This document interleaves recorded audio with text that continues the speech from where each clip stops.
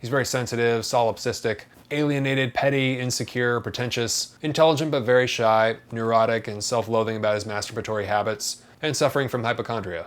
In other words, he's a poet. Better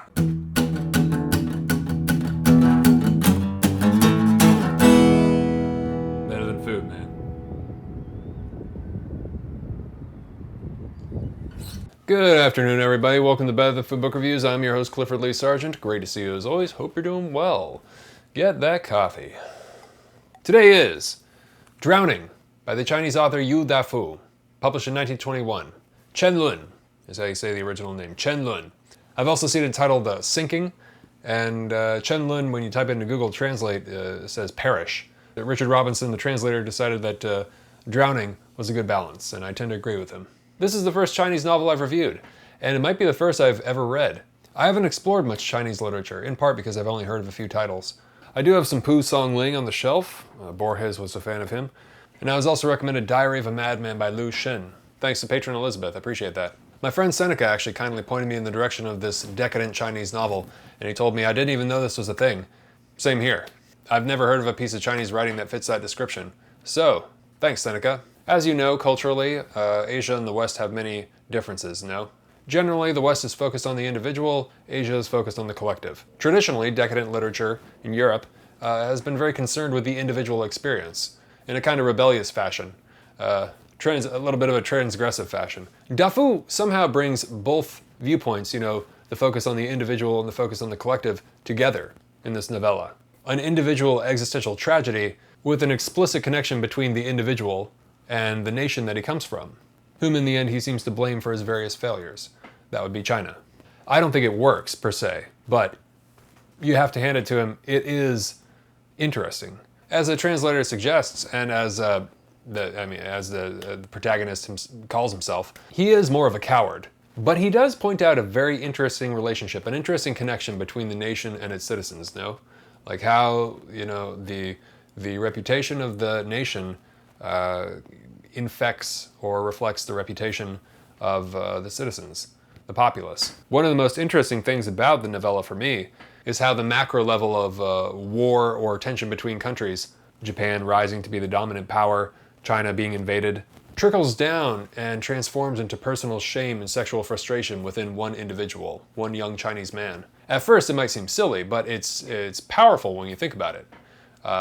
And true. These large movements of war and power have direct consequences in unseen ways within the minds of individuals, often tragic consequences, right? This is a more subtle, insidious, psychological struggle within one young, nameless Chinese man who travels to Japan for educational purposes. So that's what the story is about, his time in Japan. He's a stranger in a strange land, far from home.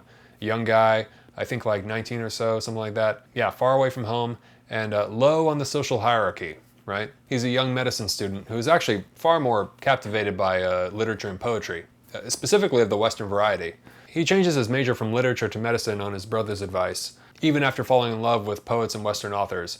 So there's like Wordsworth, and I think he even references Heine. I like Heinrich Heine, the German poet, in this book, and Nietzsche, and leaves the university at Tokyo to go study in Nagoya, eventually isolating himself in just about every way and culturally shunned since he's Chinese. At least, if we're to trust him, that seems to be what he's implying.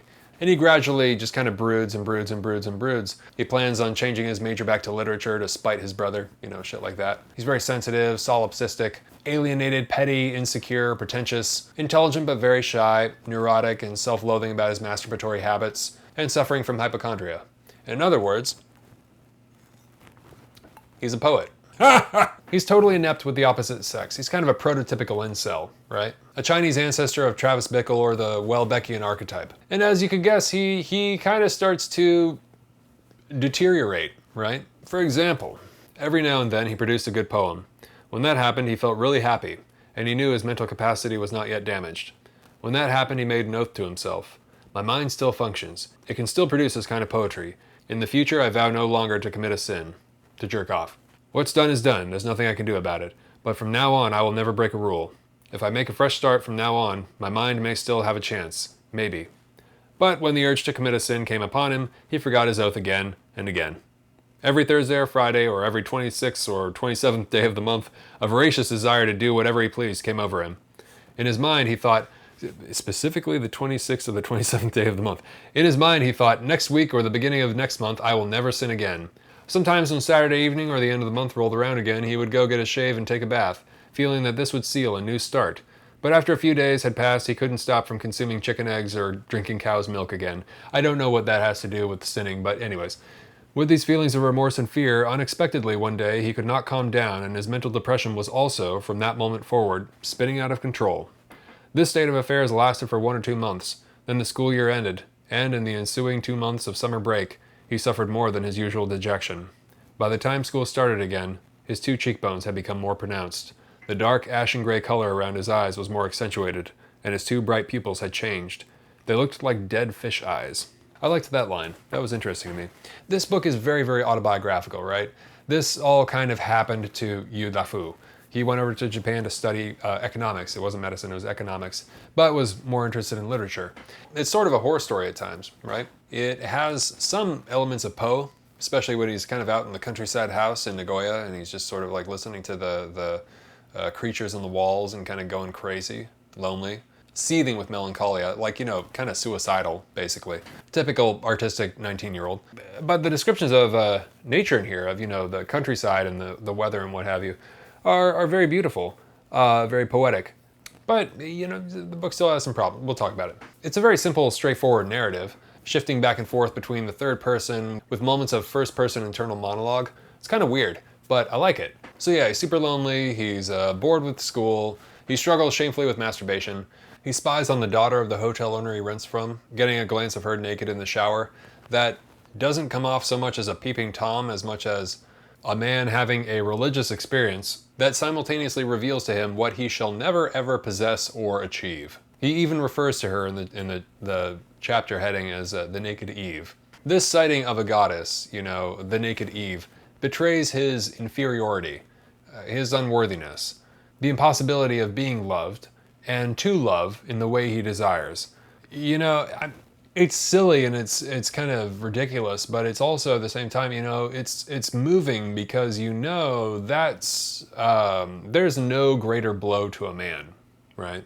Especially a young man. That's just about the worst thing he could be confronted with. It's not just simple rejection, right? You know, because yeah, what the fuck ever. Everybody gets rejected. Like, who cares? This seems more. It seems larger. It seems more profound. It seems on a kind of a level that is really, truly disturbing to him. Like, at least, you know, and it might not even be the case. It's like, yeah, man, like, you know, reading it, it's like, you know, go join a fucking boxing gym, man. You're going to be all right, you know? But, you know, for him, sensitive as he is, it's catastrophic, right? So, but in this day and age, you know, with the tech-mediated, atomized nature of modern relationships, even if you live in a city, I feel young people can totally relate to this narrative, even though it was written 100 years ago. Because things have really gotten weird these days. Apparently, you know, you have porn addiction on one side, and on the other side you have like the no-fap movement or whatever. And I'm just like sitting here and I'm just kind of like, you know, like looking back at the young generation, and I'm just like, man, you can really make a political issue out of everything, can't you? So, you know, what we have going on right now is, you know, they're calling it an epidemic of loneliness. And yeah, you know, yeah, it's true, right? You know, it's true. And there's a lot of reasons for this. There are a lot of cultural reasons. There are a lot of you know, just practical reasons. We have a perfect storm going on here, right? And I think the loneliness depicted in this book is, while pathetic, is also sympathetic and will connect with people, you know? Maybe young people. And if you have a book, a Chinese novella, a very, for the Chinese, a very strange example of literature for coming from their culture, of a lonely young guy that really connects with people in the West today, 100 years later. Well, that's no small thing. That's really interesting. Maybe young people, the wandering, the searching, the indecision, the total banal failure of relationships, the kind of pathetic, anticlimactic quality to all of them, the kind of slow motion breakdown of a mind, atrophying, right? The quiet misery and just the general inability to get it together, just kind of the breakdown, right? It's really a tale of a guy searching and searching and searching and searching, and despite being quite smart, coming up with absolutely nothing, right? He's trying self-help disciplinary methods, right? He's got his poetry that he's translating for a hobby. He does his school. He does his thing, He's trying to wear other personalities as his own, such as Zarathustra at least once. Whether the character is admirable or not doesn't matter nearly as much as that he be relatable. And for a lot of people out there these days, I think he is, and that's not a good thing.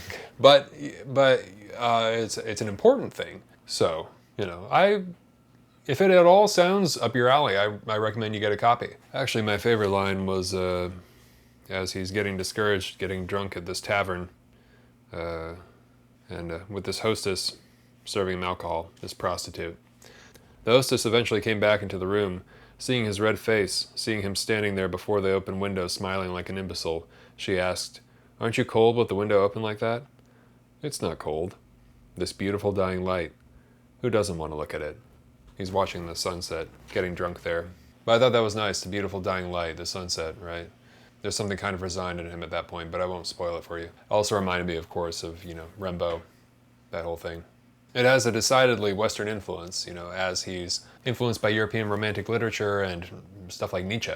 With this story, I feel the most immediate comparison that will be drawn is to the Japanese author Osamu Dazai's No Longer Human, which came out about 27 years after this one, I believe.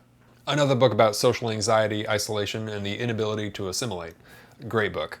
Now, the character in No Longer Human, Yoso, is much more far gone in the depths of depression than Dafu's protagonist. But the trajectory is similar. Very similar, actually. But Yoso is like, he's practically an alien. Whereas Dafu's young man is basically depressed over the fact that his home country, China, has low status at the time. And this contributes to his anxiety, which is preventing him from having good self-esteem and getting laid. At an age when basically that's the only thing that matters in life, period.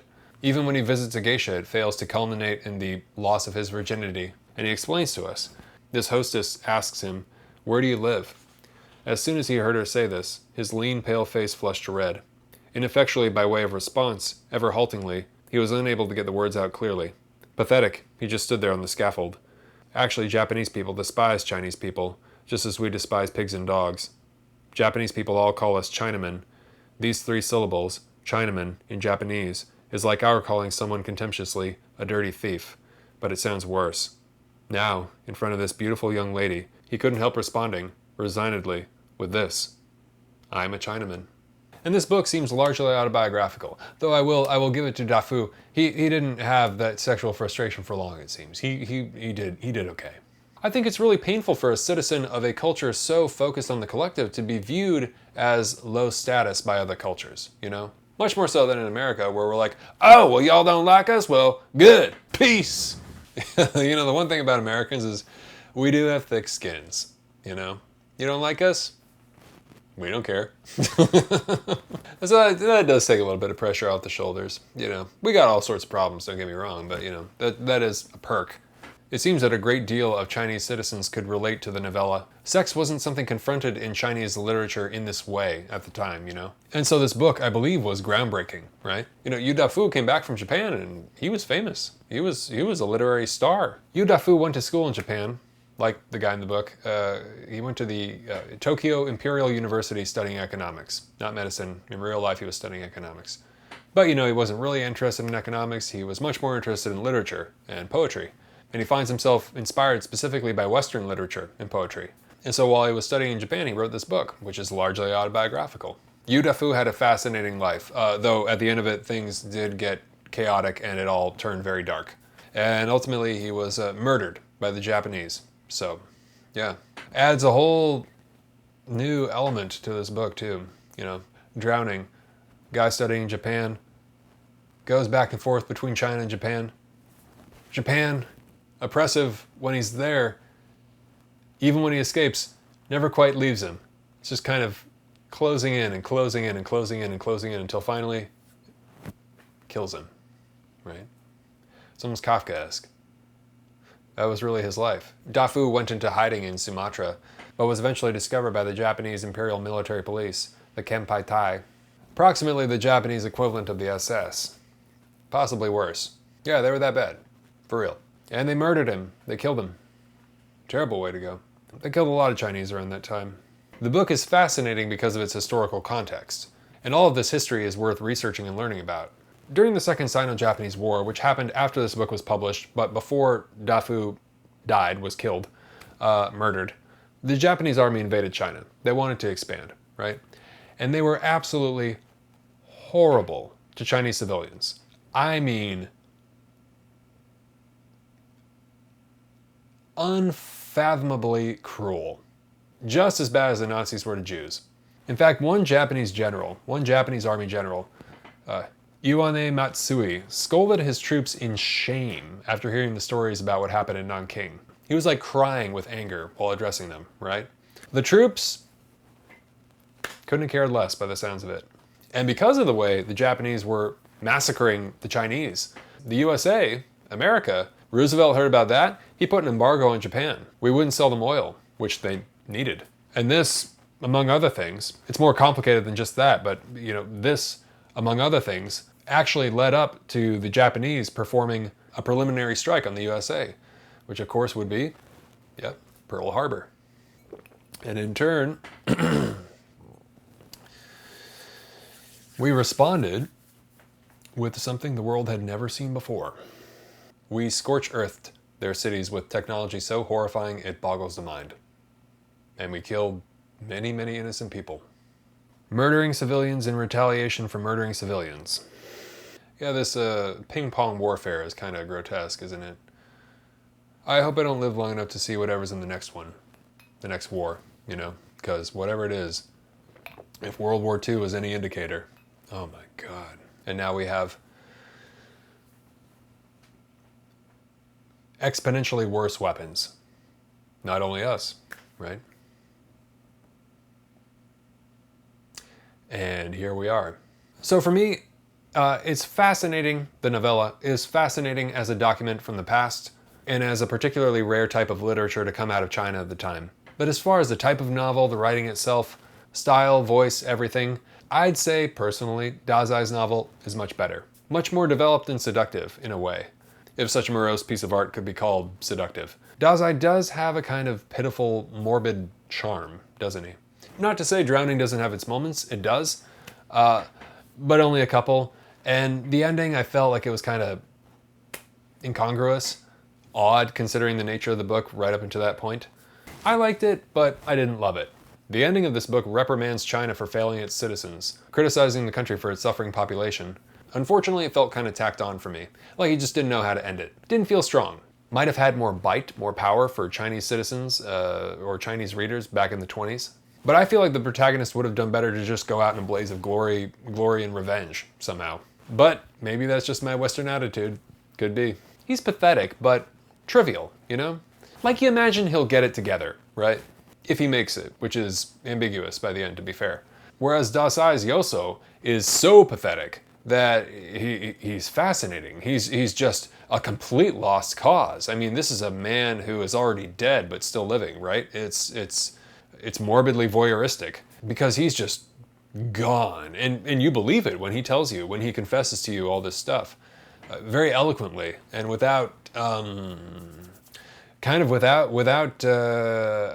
needy tone of, without that tone of wanting or desiring your sympathy. Not at all. He's just literally like kind of just putting it out there like, this is what's going to happen. And he's going to die by his own hand or whatever, or by alcohol or by alcoholism or whatever. He's finished. Like there's no way he's getting out alive. This kid, there's a good chance he'll be okay. Not everybody feels that way. I feel that way. That's just me. That's my opinion. So It takes the tone of this book to its ultimate conclusion, in fiction and in real life. And to go from there, Confessions of a Mask by Mishima. Also, unlike any other book I've read, really it's like the three of these books, these books of the alienated individual. Very interesting to read, But Dafu came before both of them, more than a quarter of a century prior. So, hats off to Dafu. Again, there are a couple of really great moments, and as a portrait of loneliness, melancholy, again, of being a stranger in a strange land, it really gets the tone and atmosphere down. So better than food? No, ultimately not for me. But if you enjoyed No Longer Human, if you enjoyed Confessions of a Mask, I highly recommend you check this out, because it's interesting to see where this lies in the history of these types of books. It's just good to be aware of it, right? It's good to be aware of it. And it is so short, it'll take you an afternoon. It'll take you one day of your weekend tops. Very, very easy. When people ask you, how was your weekend? You can say, oh, it was lovely. I read a Chinese decadent novella. Mic drop. And then you get laid. Because all along you were talking to a hot librarian. You can thank me later. Or you can donate to Patreon. Coffee time. For those of you who are new, thank you very much for stopping by and watching the show. I take all the names of the patrons on Patreon who have donated $5 or more per video to the show. I place their names in this mason jar, and for every review, I pull out a name, and whoever's name I pull out, I send them a hard copy of the book I'm reviewing, plus a bag of coffee, roasted by yours truly. And the coffee is delicious. It's currently, ironically, from Sumatra, which is where Dafu was killed, but that was not intentional. It's really good coffee. So, if you would like to get in on that and help support the show, I really appreciate it. Thank you very much. You can click on the link below, or you can go to patreon.com/booksbetter-than-food, or you can just give a super thanks by clicking that little 3-dot button down there, and it should have the option and all that stuff. Thank you very much for any of that. It really helps.